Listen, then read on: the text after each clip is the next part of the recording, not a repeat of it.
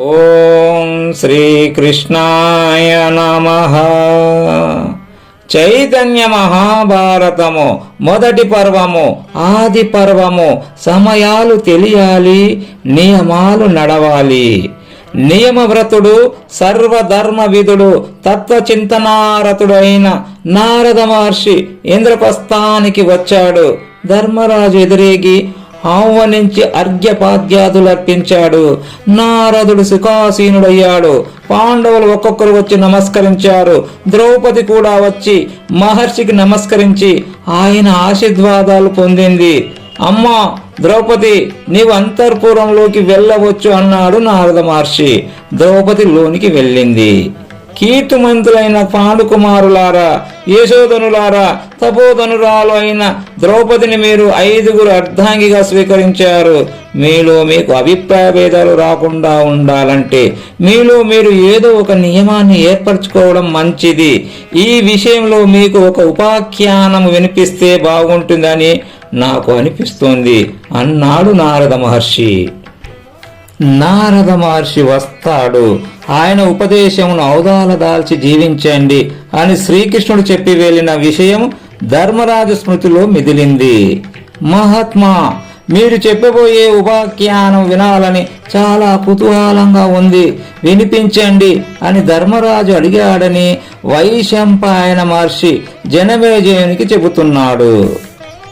ధర్మరాజా, పూర్వము హిరణ్యకశిపుని వంశంలో కుంభుడు అనే రాక్షసుడు ఉండేవాడు. అతనికి 2 కుమారులు. వారే మహాబలవంతులైన సుందోపసుందులు. వారిద్దరిది ఒకే మాట, ఒకే బాట. ఒకప్పుడు సుందోపసుందులు భయంకరంగా తప్పుచు చేశారు. వారి దీక్షను అనుగ్రహించి బ్రహ్మదేవుడు ప్రత్యక్షమయ్యాడు. వారు కోరిన వరాలన్నీ అనుగ్రహించాడు బ్రహ్మదేవుడు. చివరగా వారు ఒక వరాన్ని కోరారు. వారు పరస్పరం ఒకరినొకరు చంపుకోవాలే గాని అన్యుల చేత చంపబడకూడదు అని వరాలు పొందారు. వారిలో వారికి వైరము రానే రాదని వారి అభిప్రాయము. ధర్మజ, అప్పటికి అది నిజమే. వారిరువురి మధ్య అలాంటి సుహృద్భావమే ఉండేది. వరాలు లభించిన తర్వాత వారు అనేక ఘాతకాలకు పాల్పడ్డారు. యజ్ఞయాగాదులను ధ్వంసం చేశారు. మంగళ కార్యాలు జరుపుకోవాలంటే ప్రజలకు ధైర్యం లేదు. కళ్యాణాలు కూడా రహస్యంగానే జరుగుతున్నాయి. ఎక్కడ చూచిన ఆర్తనాదాలే, ఆక్రందనలే. దేవతలు వెళ్లి బ్రహ్మదేవునితో మొరపెట్టుకున్నారు. విశ్వ కళ్యాణోపాయాన్ని ఊహించిన విరంచి విశ్వకర్మను పిలిచి ఒక సౌందర్య లావణ్యవతిని రచించి సృష్టించమన్నాడు. విశ్వకర్మ లోకోత్తర శుభాంగిని తయారు చేశాడు. ఆవిడే తిలోత్తమ అనే అప్సరస. ఒకనాడు సురాపానం చేసి మత్తులో తూగుతున్న సుందోపసుందుల వద్దకు పుష్పాపచయము చేస్తూ వచ్చింది తిలోత్తమ. ఆమె అతిలోక రూప లావణ్యాన్ని చూచి మదన పీడితులై ఆమెను సమీపించారు సుందోపసుందులు.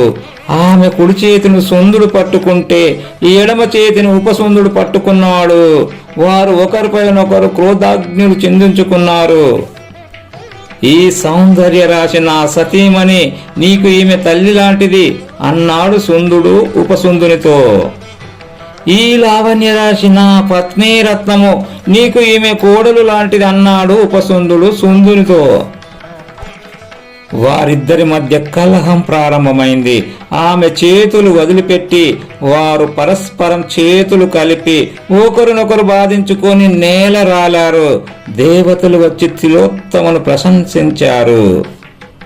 ధర్మరాజా, ఎంతో ప్రాణతుల్యంగా పరస్పరం సుహృద్భావాన్ని కలిగి ఉన్న సుందోపసుందులు ఒక స్త్రీ కారణంగా మరణించారు. మీరు ఏదో ఒక నియమాన్ని పాటించడం మంచిది అన్నాడు దేవర్షి నారదుడు. జనమేజయ మహారాజా, నారద మహర్షి మాటలు పాండవులను ఉత్తేజపరిచి ప్రభావితము చేశాయి.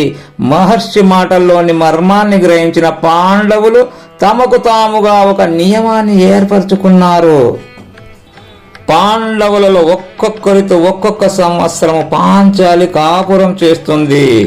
వారు ఏకాంతంలో ఉన్నప్పుడు మరొక సోదరుడు అటు వెళ్తే అతడు 12 సంవత్సరాలు వనవాసం చెయ్యాలి అనే నియమం పెట్టుకున్నారు. అది విని నారద మహర్షి ఆనందంతో నిష్క్రమించాడు అని వైశంపాయనుడు చెప్పాడు.